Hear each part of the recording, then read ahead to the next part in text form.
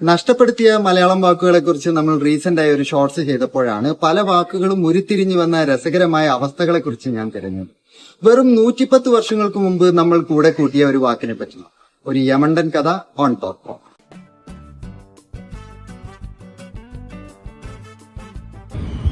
വാക്കുകളുടെ ഉറവിടം എന്നും ചരിത്രമാണ്. എവിടുന്നൊക്കെയാണ് വാക്കുകൾ നമ്മൾ വാരിക്കൂട്ടി എന്നുള്ളതാണ് രസം. ഒരു ജർമ്മൻ യുദ്ധക്കപ്പലിന്റെ പേരിൽ നിന്നും മലയാള ഭാഷയിലേക്കും തമിഴ് ഭാഷയിലേക്കും നമ്മൾ കൂട്ടിച്ചേർത്തൊരു വാക്കാണ് യമണ്ടൻ.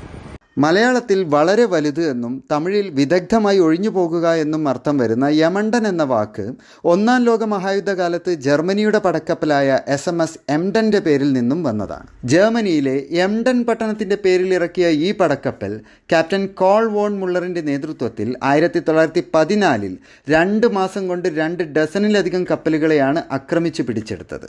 17ലധികം ബ്രിട്ടീഷ് കപ്പലുകൾ നശിപ്പിച്ച് മുന്നോട്ട് പാഞ്ഞ എംഡന്റെ വഴിയിൽ നിന്നും കപ്പലുകൾ പാഞ്ഞൊളിക്കാൻ തുടങ്ങി. അക്കാലത്ത് ഇന്ത്യൻ മഹാസമുദ്രത്തിന്റെ ഭൂരിഭാഗം പ്രദേശത്തും ബ്രിട്ടീഷ് കപ്പലുകളായിരുന്നതിനാൽ ഇന്ത്യൻ ഓഷ്യനെ ബ്രിട്ടീഷ് ലേക്ക് അഥവാ ബ്രിട്ടന്റെ തടാകം എന്നാണ് അറിയപ്പെട്ടത്. അതിലേക്കാണ് എംഡൻ ഒറ്റയ്ക്ക് കടന്നാക്രമണം നടന്നത്. എംഡനെ പേടിച്ച് കപ്പലുകൾ തുറമുഖം വിട്ടുപോകാൻ മടിച്ചു. എംഡന്റെ പടയോട്ട റൂട്ടിലുള്ള ബ്രിട്ടീഷ് എക്സ്പോർട്ടിന്റെ മൂല്യം പകുതിയിൽ താഴെയായി കുറഞ്ഞു.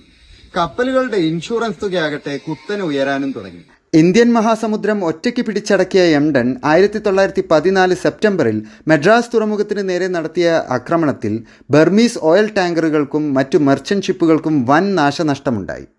അരമണിക്കൂർ കൊണ്ട് 30 റൗണ്ട് പീരങ്കി വെടിയും 125 ഷെല്ലും പായിച്ച് എംഡൻ പാഞ്ഞുപോയി. നിരവധി പേർ ഇതോടെ മദ്രാസ് പട്ടണത്തിൽ നിന്നും പലായനം ചെയ്യുക പോലും ഉണ്ടായി.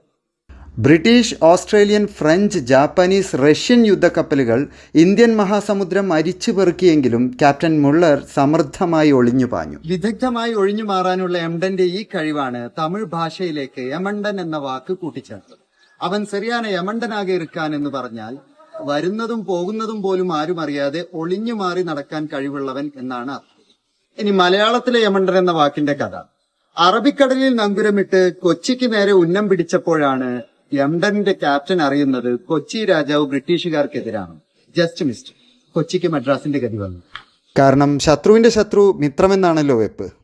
പിന്നീട് പലതവണ യമണ്ടൻ കൊച്ചിക്കടുത്ത് നങ്കുരമിട്ടതായും യമണ്ടനിലെ നാവികർ ചെറുവഞ്ചികളിൽ കൊച്ചിയിൽ വന്ന് സാധനങ്ങൾ വാങ്ങി മടങ്ങിയിരുന്നതായും ചരിത്രം പറയുന്നു. ബ്രിട്ടീഷുകാരെ വിറപ്പിച്ച കൂറ്റൻ യമണ്ടൻ ഷിപ്പിൽ നിന്നുമാണ് വളരെ വലുത്, പടുകൂറ്റൻ എന്നൊക്കെ അർത്ഥം വരുന്ന വാക്കുകൾക്കായി മലയാളികൾ യമണ്ടൻ എന്ന പദം ഉപയോഗിക്കാൻ തുടങ്ങി.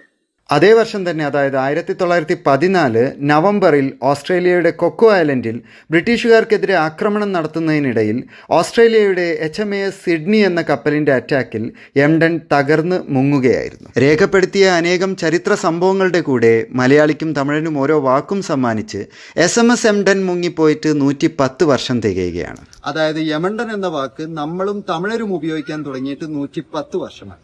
സിമിലർ ആയുള്ള ഇൻട്രസ്റ്റിംഗ് ഫാക്ട്സ് അറിയാൻ follow me The Thought pop.